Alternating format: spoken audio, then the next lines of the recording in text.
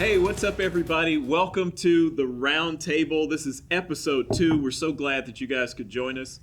Today, I'm here with 3 of my good friends and co-workers, and I'm going to let them introduce themselves before we get started. First up, why don't you get started, Aaron? Just tell the folks who you are and what you do here at New Life. Well, I'm Erin, as he already said, and I am the soon-to-be Waldorf Kids Director and on the kids team here in La Plata. Awesome. I'm Emily, and I'm the youth pastor here in La Plata. And I'm Josh, and I do a lot of stuff here in La Plata, mainly worship, though. Awesome. So you've got a great team here today, and our topic for episode 2 is all about singleness. It's a great topic that oftentimes we found that we don't really address too well in the church, and so that's why we wanted to talk about it today. One thing before we jump into that discussion, I want to address just an issue that we've been having here with Roundtable, and that's that we don't actually have a round table. It's a rectangular table, but that just doesn't roll off the tongue, and so we're going to roll with it. This is Roundtable Part 2. All right, so let's jump into it. Singleness. I'll just ask first, are any of you guys single right now?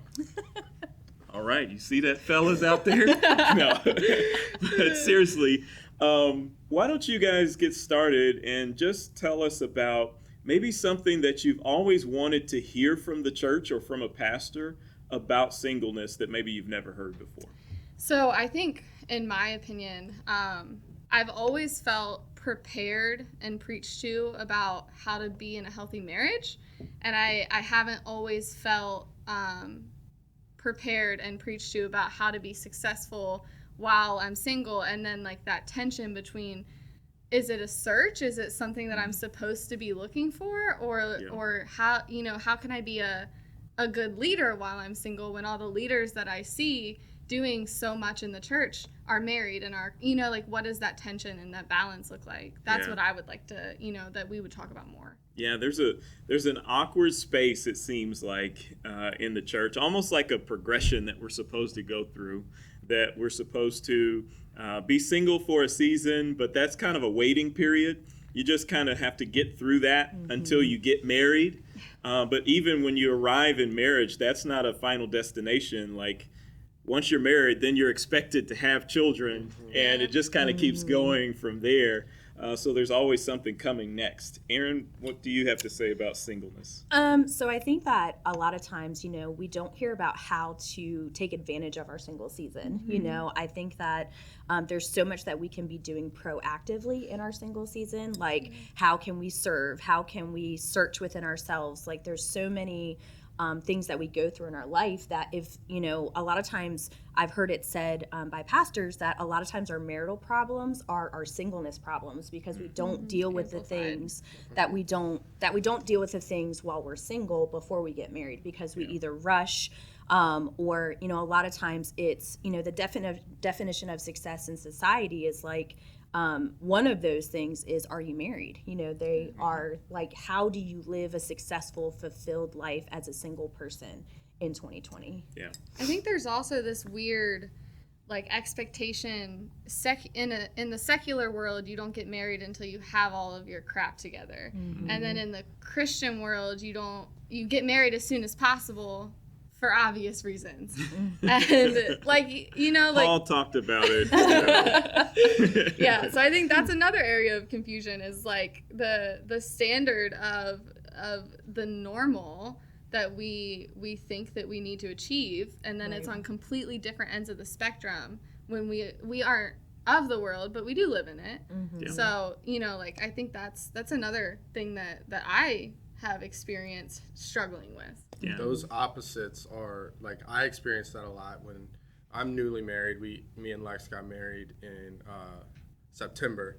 So glad you got it right. Like, you're way too new to get this wrong. But I felt that. So like when Pastor Mike announced our engagement, that was a crazy Sunday. But after he announced it, a lot of people that are just like church people would come up and be like, congratulations and all this stuff. But then like we had people our age that were kind of like, why are you that's doing this crazy. right Like now? you guys are 22, you're so young, you know what I mean? Not that anybody was like, you shouldn't do this, but it was more of just like, this is crazy. Like, you guys are doing this at a young age. They were still happy for us and everything. So that opposite was definitely, like, I could feel that tension while I was going through that season of being engaged. And now, since we got married, it just... Well, in that, you don't know, like, I think that one of the things Aaron and I have both talked about with each other is the search. Like, are you, when you're single, it doesn't have to be a search. You don't have to be looking for someone in that time. But when you have this pressure from Christianity that you have to get married when you're super young, then, you know, you're like, oh my gosh, I have to find someone. What's wrong with me that I can't find anyone? But then on the other end, you know, I have all these friends outside of the church. They're my age and they think I'm stupid for even thinking about it. You know, like, it's absolutely not a search for them. So it's this weird tension. What has that season been like for you? Like, just kind of being single, saved, and satisfied. Like, I'm okay with this phase that I'm in, this stage of life that I'm in. Single, saved, and satisfied. Which one are you in at any given day? Maybe complacent. The preacher in me was like, S, find another S word. Yeah. Good job. I mean, I think that in, there are days that are better than others. There are days where I actually feel that, you know, those are things that I know I should be. Just because I'm single, it doesn't mean that I'm not satisfied or that God's not using me or I can't lead or all these things. There are days where I'm really like, yeah, like, I don't need a man to do any of this, you know? But then there are days where you comparison is just of the devil. Yeah. And so you compare to, for me, like, you see church planters and it's always a couple. You know, they're the pastors of the church that's about to start, or, you know what I mean? Like, do you ever feel that way? Yeah, I totally feel that way. One of the things that, because I've been in a lot of different seasons with this, right? Like, there was just not even too long ago, probably a year ago, like, all I could think about was being married. And I had this, like, I didn't want to be married for the longest time. And that was really because of the damage that I had gone through. Like, I was in an abusive relationship and, like, I had so much to work through within myself.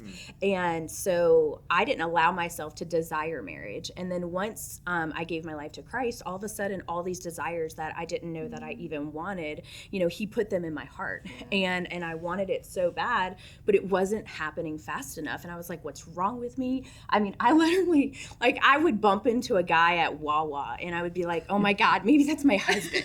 You know, like, I would have these, like, dramatic encounters because I just wanted it so bad. But once I really found contentment, like, in Christ, then that desire was still there, but I became fulfilled in the waiting. And it doesn't mean it's not hard, right? Yeah. But it's a difference between, you know, I think that's, you know, between being lonely and being single, you know, because that's a big distinction, right? That I think a lot of times gets confused, that singleness has to be equated to isolation or loneliness. And that's really not the case. You can be content as a single and not feel lonely or isolated, but it takes work to get there. Yeah. Can maybe somebody talk about your process or journey to get to that place of contentment? I think that one of the biggest hurdles in finding contentment with that is the confusion about what dating looks like when you're single and when you're a Christian and you're single. Yeah, let's go there first. I think that is so difficult because if we're gonna be super real, I'm not gonna have sex before I get married. And so at what point in a new relationship is that appropriate to address? If you do it too early, then it's like, whoa, I wasn't going there yet. Like, we were just meeting, we're not that serious. But then if you wait too long and you go on a couple of dates or you get to know each other, then you've led someone on because, you know, like, exactly. I think that's one of the, actually understanding how to date and how to date in God's will and how to date and be equally yoked and have the right expectations is one of the hurdles to actually finding contentment is knowing the boundaries to stay in. What maybe if you have a story Do we want to go there? Yes, we want to go there. We're going to be real, everybody. We're going to talk about it. I mean, we got stories. Like, what has happened in a relationship that you've had when you've gotten to that point where I need to make it clear these are my convictions, and maybe that person didn't fully understand or completely rejected that? You gonna go first? I don't even have one, man. Me and Lexi for 6 years. We grew up in She the understands. church. Yeah. Oh gosh. I mean, you go first. I need to think. I know there's one there. I can approach have it from many. my angle, but mine is what not to do. Because in another episode, I talked about my 13-year-old child and my 13-year marriage, and people can probably do math and go, wait a minute. I don't understand. I didn't know Jesus. So.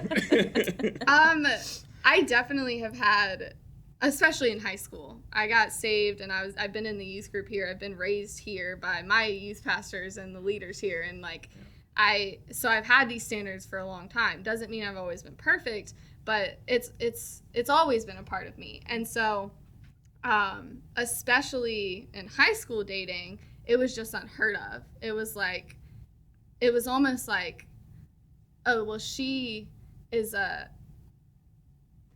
Prude. No, it was a challenge. Okay. It was like, okay, if You were she's something to conquer. exactly like, I see. if she really isn't she's not like that. She's saying she's not like that. She's a church girl. She knows Jesus. Let me see how Put a far. target on your Let back. me see what that actually means. Mm-hmm. I've had some of those experiences. I've also had real relationship. One in particular that I'm thinking of that we dated on and off for a year or two, and he was, he believed in God, but he didn't live like it. It was that typical, I would say I'm a Christian because I think he's real, but Jesus has nothing to do with my life.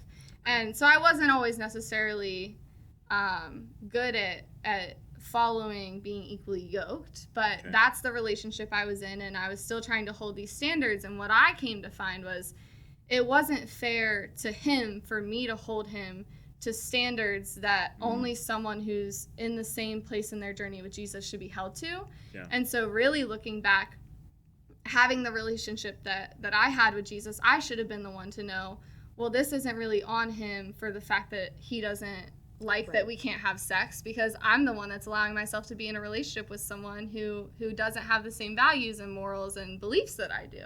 Sure. And so I think that actually goes back to not being unequally yoked. Well, you're right. It's difficult for us as Christians to not place our belief system and our worldview onto other people. Right. The term I grew up with was you can't missionary date. And that's what flirt was to always convert. Don't flirt to convert. I like that one. Our kids do that. Tina always tells me no evangelical dating. Yes, yeah. You gotta find that person, get to know what their convictions are, see how they live their life. How does that, not just their belief, but how does that actually play out in their life? And this is some person that I could see myself with, as a life partner, as a mate, for a while. But so you brought up some of the challenges right now. What about the challenge of we live in a digital world and a lot of dating is done online. So what has that looked like? What kind of challenges are out there when it comes to online dating? So many. Lots of challenges. I've done lots of online dating over the last couple decade of my singleness, and so you've gotten to see an evolution of online of dating, for Match to eHarmony being like the only sites to now there's like a new site every single day coming out, it feels like. Gosh, it's a lot of it is people bringing their representative to the table. It's not really who they really are. I noticed that guys are very not likely to connect outside of apps because, social media is the way of now, right? But like guys have lost that ability to communicate even just in talking. Like my sister, I wanted to be on. I did Christian Mingle. Nobody messages you back on Christian Mingle. It's not what they're they so say Christian it is. on there. They're just like, I'm just waiting for them to come to me. So it's really interesting. Like you meet people, and I mean, for me, some of the biggest challenges are that I'm dating guys who are older, right? That have either been married or they're divorced, or some of them haven't been married, but they don't. It's like the having sex before marriage is more. It's harder in an older demographic. I mean, not that it's not hard for a younger demographic, but most everybody has had sex, and then they meet somebody, and for me, I had to get really sold out on my convictions on not wanting to have sex before marriage, because if I wavered, then they would waver, and I mean. I had one guy. This is just funny. I'm just gonna tell Let's you go. guys. Let's do it. This guy was like, name drop. Give as much He's not in information the- about this he's not guy. in We're the gonna state. shame this person. Let's get his at. Yeah. We'll find him on Instagram. As long as they don't attend New Life, we're good. He was like, baby girl, I'm 45. So if you think I'm gonna go without sex before marriage, you got another thing. And I was like, And what is it? Is what? it swipe right or swipe left? To say no or left yes? is No. left is no. All right, no, Yeah, swipe we're left. swiping All right. left. At least he was up front. Yeah. That's kind of my thing. Yeah. I would hate to date a Trojan horse. Somebody that says Get catfished. all the right. Yeah, it's like getting catfish. Somebody that says all the right things, but then when you really get down to brass tacks, they're not actually living up to what they say. I think that that's one of the, going back to being equally yoked and in a relationship and both striving to not have sex until you're married, is this give and take of the who has to be strong and win. And then when you don't have that, and when you're the only, it just all goes back to why God does say that, because when you're not equally yoked and it's only me that wants to not have sex until I'm married, then I always am the one that is stronger. I'm always the one that's trying to convince not only the other person that it's better, but myself. And there's no, at that point, I mean, we can jump shifts. Like, as the woman, I don't always want to be leading the relationship. Like it's there's a lot of tension in that too. Right. Go ahead. Oh, well, I was just going to say that I've learned to pick up on cues in terms of just, even in the first conversation with people, I can tell where they're at emotionally, and where they kind of find themselves in terms of, oh my gosh, my brain is like. What do you do to kind of discern those things? Well, when I pray before every phone call, I'm like, God, shut the door if he's not for me, and if he is, open it up. And so praying, but just listening to what they really are saying. I think before I used to excuse away people's red flags, and I would excuse away the things that I would be like, oh, maybe they just had a bad day, or they're just acting like this. Like, no, people show you who they are, and we need to accept that. And so watching how they treat other people, like the server, watching how they just interact with other people. Are they rude? Are they polite? Seeing the fruit that's in their life, like asking them questions about how they're spending their time. What are, and if they're, not that I don't enjoy having fun, but like if all they're doing is spending time in bars and doing different things, like, is that the type of person that I want to be with and that I want to build a life with? That's like how I actually interview people.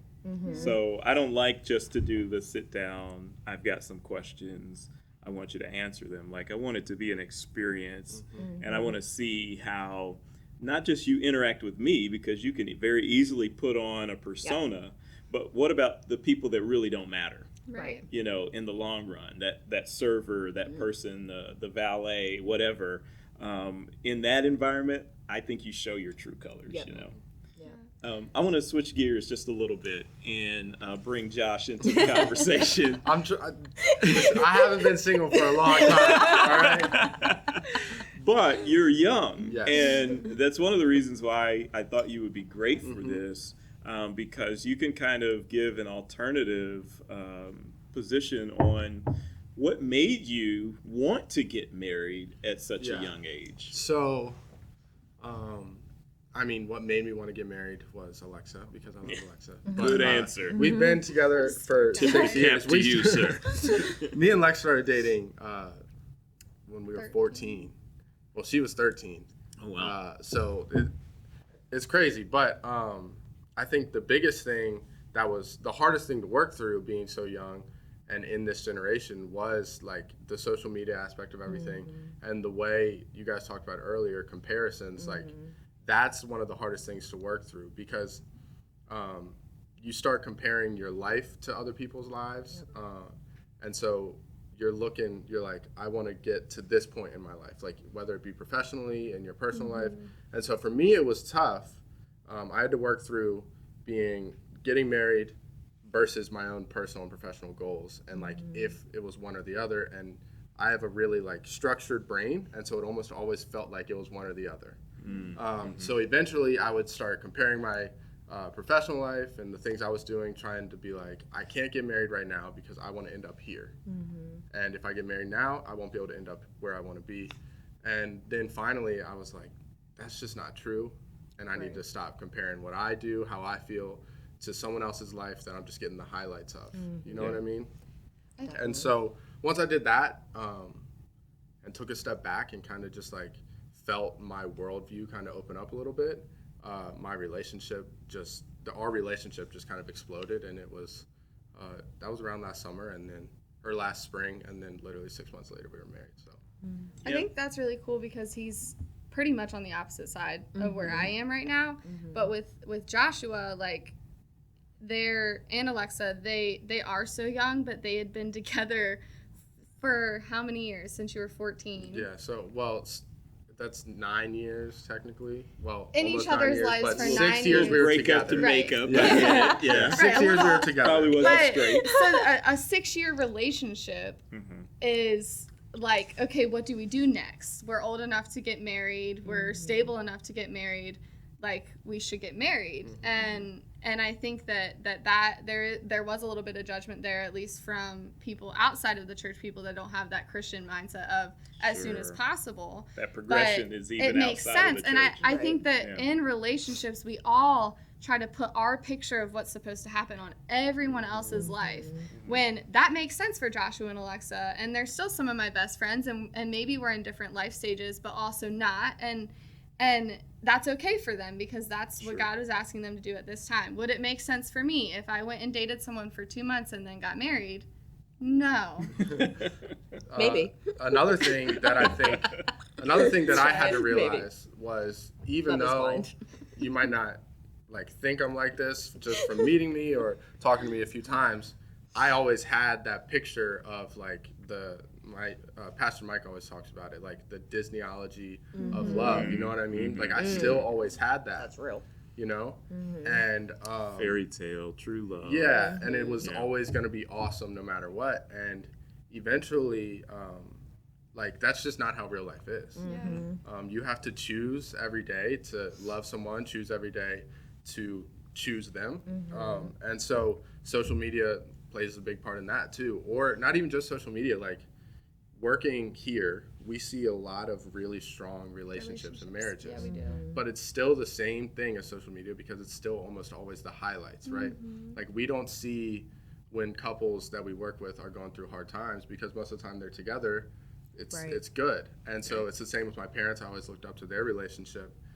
And so I had to stop looking at all these happy relationships and thinking, it needs to look like that, and comparing like what I had to that, and start looking at it like, okay, I like this part of this part of this relationship, right? Like how much Logan loves Elizabeth and just adores her. You know what I mean? Like that's an awesome part, but there's still things that they struggle with, but that's an awesome part, and you are like, you want to strive for something like that. Or how much my parents can be around each other all the time and never get tired of each other. You know what I mean? Like you want to look at those things, and instead of comparing and being like, that's what I'm supposed to be like. Right. That's like, oh, that's something I can look for. That's something that I can strive for. Yeah, I think that all of the couples in the church, at least for me, the way that I've grown up around all of it, it has definitely helped me set my expectations and my standards, and that's excellent. But I also find, because I'm single, I find it to almost be the exact opposite in the everyday aspect of it. Because in the idea, it's amazing. But in the everyday, it's like, I mean, Logan loves Elizabeth, and it's so adorable. I love it. I've learned so much from it. I know what to look for in watching their relationship together. Same thing with Robert and Amanda. Same thing with you and Toya. And for me, it's like, man, like life just has to be so much better that way. Like this is kind of sad for me, hearing it all the time. But I knew it was coming. My stomach just growled. In case you heard a tiger backstage, like that was me. But yeah, so I think that it's still what I've had to do in my personal life, hearing that all the time and seeing it all the time is, okay, this is a goal and a standard, and even though I can't apply it to my relationship right now the way Josh and Alexa can do, I can just kind of put that in, okay, what are my standards, what are my expectations, but then continue to live my life and realize that's not where God has me. And I can be that happy, and I can understand still that, yeah, it probably will be great one day to be in a relationship, but that's not what's great right now because it's not available to me right now. And so God wants to do what he wants to do, kind of thing. Does that make sense? Sure. Yeah. I think it's a really unique but also a great opportunity for the young people that you lead to look up to their leader as somebody that's single. Right. Because there are, I mean, it's a mixed bag, right? In church, there are lots of, we think the positive first, because there are lots of great marriages existing in the church. But at the same time, a lot of the folks, their backgrounds, they're not coming from, the cleavers and great, family histories and all these strong marriages. So they get to see a variety of people. But I think it's really great to have teenagers look up to a leader that's actually single and is okay, with that, and can model that for them to kind of say, like, it's okay if you're not in a relationship all the time. Yeah, well, the whole going back to comparison, I think that is the biggest hurdle in being single and in being in a relationship. That's kind of the common thread. For me, my youth pastor was Logan and Robert. And so Logan was getting married when I was in the youth group, and Robert was dating Amanda. And at the time, I thought it was perfect. Now that they're some of my best friends, I know that they were on and off while he was my youth pastor. But what I thought, and the idea, and I've always known I was called to ministry, and I kind of had this picture of what God was going to do. And so I had this picture of how a youth pastor has to lead. And so now sometimes I'll have these lies come up of, well, what can you really teach these kids about a godly relationship if you can't model it, or you're not modeling it right now? And as much as that's churchy, not everyone's in ministry, and it's the same. I think that the comparison still is across the board of, well, I really admire this person and they have this and I don't. And I think it goes both ways. If we have someone in a really godly relationship, but they look at someone who's single and leading at a really high degree, it's like you kind of want what you don't have sometimes on the really bad days, but we won't talk about that. Yeah. Let's bring, I know you want to jump in. I want to tie something in really quick because this is a great time to interject a little Bible into it. 1 Corinthians 7, Paul talks about the tension of those that are unmarried, actually that being a good thing for ministry, because you're able to have a solitary focus on the work that you're doing for the Lord. And maybe that seems to fly against everything that was taught to me growing up. It was like, no, you get married, that way you block out temptation. And I'm going, man, that couldn't be farther from the truth. Marriage does not inoculate you from temptation. You do have someone that you love and you can focus your passion towards, but it doesn't necessarily mean that you're going to be impervious to any sort of temptation that's coming up. So, Aaron, go ahead with what you were saying. So I was just going to say that, marriage isn't the answer. And I think sometimes as single people, we think that that's the answer to get to the next phase of life. And we think that that's what we're missing. But I think that Paul there is some degree that in this season, I'm loving being single, like being able to be on the prayer ministry and in kids and, doing all these things to help my parents and my family and my business. And it's an exciting time and to grow deeper with God because, I always joke because Pastor Mike said from stage when they did the marriage series about how single people are closer to God. So I always joke with them. They're like, can you pray for me? You are more holy. But, I think the struggle can be, though, is that like the comparison, I've actually had to get off of social media for seasons because I was finding myself comparing myself to other people, like what's wrong with me? Why am I not in a relationship? And a lot of it is just God's timing, and it can happen just like Josh. I mean, he was, even though they weren't married, they were in a relationship, but they were still in a season of singleness while in a relationship. And like God changed that in an instant. Like your heart was changed and everything went swiftly. So, I'm just believing that when the timing is right, and until then, I'm just going to continue to serve, But I think that sometimes we can just like we compare to, I've learned so much coming to New Life Church and watching all these relationships, and it's been amazing.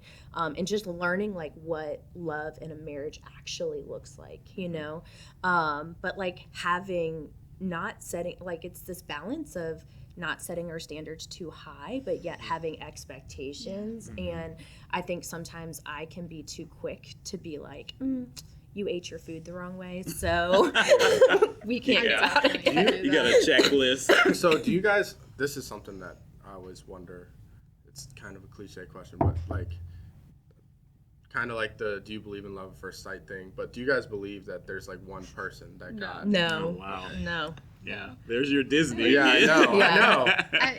I think that I just don't think that God would ever do that to us. I don't think that. What if he's like That's cruel. Well, and Antarctica if you look or at something, what the Bible like, actually says about it, it's but the Bible just gives good guidelines on how to make a relationship work. That if you genuinely have two people that are compatible, that also have the same values and the same goals and are using the same guidelines, then you should be able to make it work. If and there's just different struggles. There are people that I think God places multiple people in our path. There's no way to say what number, but I think he puts multiple people in our path that we can, like, for lack of a better term, it's not romantic at all, but like it's kind of true, like we can make it work with.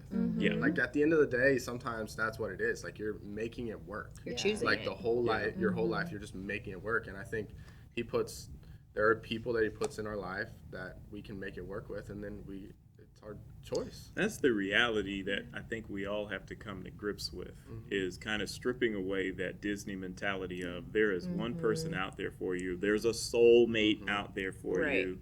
And if that really is the case, like if we're thinking through things logically, what is there, 9 billion people on the planet almost, or 8 billion or something like that?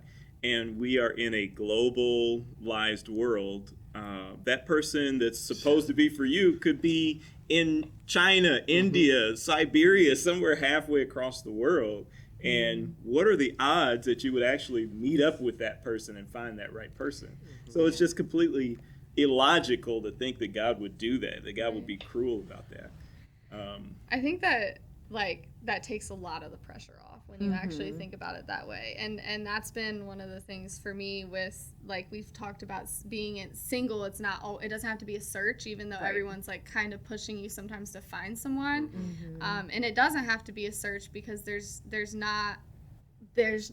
don't have to be consistently looking for that one. Am I gonna miss my one? It does sound not romantic at all, but at the same time, like if you want to choose to love each other, and if you actually feel like you're looking for the one, then you're not being fair to the person that you're going to end up with. Right. Because you're expecting way too much out of that person. Too high of expectations. Absolutely. The two things I usually give, like bits of advice I give to couples in premarital counseling, is if you're so focused on that other person as being the one that's going to complete you, then you do yourself a disservice, because you and them because you aren't in pursuit of becoming the one for them. Yeah. You're just looking to be completed. Right. And then my unromantic definition of what marriage is basically, it's two people that have made a choice to love each other. And at the altar, they say vows that they're going to do that for the rest of their lives. And every morning that they wake up, they renew that choice. Like, that's what reaffirms it. You wake up in the morning, you got funky breath, your hair's all over the place, no makeup on, you got on the PJs or the gown or whatever it is. It's just a non-sexy, not attractive thought. But you wake up in the morning and you go, So excited. So excited. You go, no, I choose to love this person. Right. I read a book when I was when we were in high school. We had leaders, Dave and Courtney, and they were married for like 4 years by the time. And they, one of them, Dave was the high school guys leader, Courtney was the high school girls leader, and so there was always crisscrossing drama, and so they were always teaching us so much together. And they had a couple of us read this book called God's Will. God's Will is a Way of Life. And I've given it to some of our students at this point, and it talks about what Josh's question was, which is like God's will doesn't have to be this or that. Like he's not making you search for this one last puzzle piece. And that goes for relationships. It goes for, like, especially for seniors in high school right now. We have seniors that are so stressed about what to do next. And then you have, like, your career, your choices. He's not just waiting for you to find this puzzle piece, but instead he's actually, his will is whatever you choose, as long as your heart is where his heart is, and your heart breaks for what his heart breaks, and you're loving him and you're loving people. Sure. And I think that also is something that takes a lot of the pressure off from the Christian standpoint on relationships. Yeah, that's good. I remember when Pastor Curtis got married or engaged a long time ago. Well, not that long ago, but a couple years ago. And I remember, because I was at a season where I felt very distressed about still being single and not married. And I remember that he talked about how, like, if you chase God's heart, somebody will come right alongside of you and be going after God just as strong as you are. And all of a sudden you guys will be doing life together and creating a life together. And I just keep that vision in my mind, that I don't have to seek my other half. I just have to, like, go, and not other half, other whole, because I don't want a half, I want a whole. So we're going to be whole together. That's like a math equation, like geometry or algebra. We hear people say, you give your 50 or 50 and it equals 100. Like, no, we both bring 100, like whole and whole. So keep it 200. Keep it 200. Hashtag keep it 200. Can I ask a question to you two? Oh gosh, yes. So just because I'm all right, that's the time today we get. I've got some questions too. So I don't quite understand the transition that it is where God is literally doing two works. He's doing two separate works while you're single, and then you're married and he's doing the same work. And you, as a couple... Can you break that down a little bit for me? No. To become one. Two becoming one. Okay. God... Like, you're individual, but then you... Oh. Like the there process was, for me, I think there was a moment there where I started feeling that happen, and that's pretty much where it was like, oh, we should probably get married. Like, it was before. It wasn't like, do this. It wasn't like when we were, she's laughing over there, when we were engaged. Does she know this moment? No, I don't know. But really, so we got married, She's learning. A million people asked me. I don't know. A million people asked me, how's married life? You know what I mean? After we got married. Yeah. And they would be like, what's the difference? What's the difference? Any different? Yeah. And I would, every time in my head, I was like, it doesn't feel different, because it felt different. That's like what made a month before we got engaged. Right. That's when it felt different. Okay. You know what I mean? So, but how does that change I don't know. How does that change your relationship with God as you have to have it together? You guys, together, you guys have to have a relationship with God. What does that actually look like? That's good. That is, honestly, so that's a loaded question. I've got to kind of back up to give a good context for this. But when Toya and I were getting together, there was so much transition that was happening for us because, like I said, we were already together. We had our first child a year before we got married, and I actually proposed to Toya at our baby shower for Taylor. And so shortly thereafter, when we found out we were pregnant, that was when we actually met Christ and started to shift our lives to align with how a Jesus follower is supposed to be. And so there was a lot of transformation that was happening in us individually. And then we were living together. So again, I'm reminding y'all of how not to do this, but how God can still come into that. Yeah. And what the pastor that was doing our premarital counseling told us was, hey, you guys, God's doing a work in you. In order for this to feel special, in order for it to feel different and new when you're married, so that the marriage is not just a piece of paper, he asked us to separate, to move out. And I did. For a short season. It was just a short period before we got married. But I'm telling you, that made all the difference in the world, because when we did actually come back together, it felt like we were moving in together. It felt like this fresh, brand new start. And God was changing our mentalities on, we were grappling with, oh man, we have been doing this so wrong, so against God's plan for us. And that's where all of our hurt and our woundedness had come from. And when we finally got to that point where we were standing, I remember standing at the front of the church, and Toya's walking down the aisle and, veiled. It was a spiritual moment for me, because it was like, I'm getting to see her in a new way for the first time. Because I'm seeing her now with different eyes. And we hadn't been together for a short period. Yeah. And so it was like, no, this is that mystery that the Bible talks about of two becoming one. Right. So there's a lot out there, that I could say more about that and all about what God was doing in our lives at that time. But I think, to answer your question, there needs to be a period of separation before you come together. But the day-to-day, that's an ongoing process. Our spiritual lives coming together. I was raised in the church. Toya wasn't. But she actually started going to church when I wasn't going to church. And I saw her doing that, so I was like, oh yeah, I'm going to church. Yeah, of course, I'm all about this Jesus thing. Let me go to Lifeway and buy me a big Bible, and mark it up real quick. How so often she can say, is that how relationships happen? How often is the man like? I feel like if we look at the amount of single men in the church, there's 3 women to every single man in the church or something. Or maybe it's 5 to 1 or something. I don't know. More than that, but it's a lot. It's low. It's a low ratio. Yeah. It's low.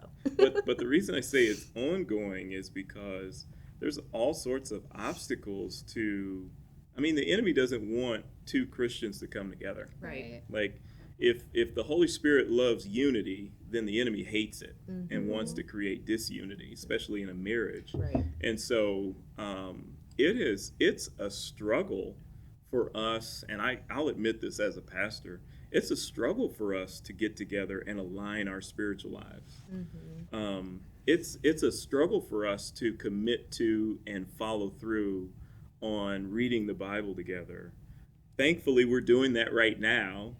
We've got a Bible plan on YouVersion that we read together. But praying together, that's a struggle for us. We pray for each other, right? But actually coming together and praying, especially as busy as we are, man, that's hard. And there's lots of obstacles to it. It's such a hard turn. Being single or dating or whatever, the prerequisite to marriage is have emotional and spiritual and physical boundaries, and if I were to be in a relationship and talk so highly about my boyfriend the way that a wife could talk about her husband, people would be like, whoa, chill out. You're just dating, and then you're supposed to get married, and all of a sudden it's all supposed to switch. Yeah. All the emotional boundaries where, like, I've always been taught, I haven't always done a good job of it, but I've always been taught, you know, to keep emotional and spiritual boundaries and not just the physical ones, because that's hard, but it's simple, is, you know, don't plan your baby's names together and your life together if you don't know you're headed there yet. Or don't plan, you know, don't read your Bible and pray together if you're not sure yet, because you're making ties that you are hard to break. And so I know of all these boundaries that I'm supposed to keep, but like, it's such a hard thing to know when to let them go and let them down. And at what point do you let them? Like, how hard of a transition and change is it going to be if and when one day? It's so much harder if you are not practicing those things while you're single, to think that when you get married, it's just going to magically happen because of the love that you have for one another. And it's just not the case. Right. If you, like, to Aaron's point, two people putting their 50% together doesn't make 100%. You've got to be going after God yourself, and both individuals are already have a strong relationship that's growing with Christ, and then you come together, and that, you know, that becomes stronger, and that's where that bond is. If you're not already doing that as a single, don't expect that to just happen when you get married. It just isn't the case. And that big turn won't feel as crazy when you're at a place that you're like, God's already started to we're work gonna in your get heart. married. Like, that turn doesn't feel as crazy, if that makes sense. I think like, it feels so big because we're sitting where we're sitting. Right. Well, listen, we've had a great time talking about the issues of singleness and how to live single, saved, and satisfied, to coin that phrase. But there's so much more that we could talk about. Maybe we'll bring you guys back for part 2 or something. I don't know. But I have enjoyed this time sitting down with you guys. I hope you guys have enjoyed this as well. Stay tuned. Be sure to like, share, to subscribe. There's tons more content out there for you guys. As a parting thing, listen, look up some resources. Google some stuff. Ask your pastors. Engage in conversation with people that are living a satisfied single life, and also those that would be great mentors as a married couple. But don't do life alone. It's all about coming together in Christian community. Anyway, I'm Colby. I'm signing off. We've had a great time. Can't wait to see you guys again. Peace. Bye.